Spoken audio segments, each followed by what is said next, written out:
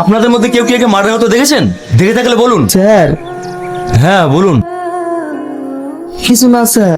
আমরা জানি আপনারা সবকিছু জেনেও মুখ খুলে, আপনারা যদি চুপচাপ থাকে তাহলে আইন কি করবে? শুধু আপনারা চুপ থাকার কারণে আজকাল এত মার্ডার হচ্ছে।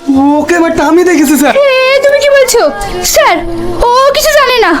তোমার কি মনে একটু ভয় নাই? না নাই, এইভাবে রোজ ভয়ে ভয়ে বেঁচে থাকাচ্ছি মরে যাওয়া অনেক ভালো। আমি বলছি স্যার কে মেরেছে। আমি সেদিন দোকানের জন্য মাল আনতে যাচ্ছিলাম, তখন তোর আমাকে মারতে মারতে মেরে ফেললো, আমি কি সই করবো? কতক্ষণ করবি না? আমার জান থাকতে তো করবো না। কি বললি?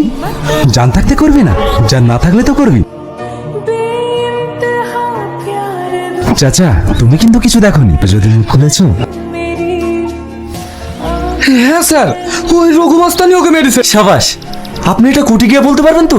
হ্যাঁ স্যার আমি পারবো।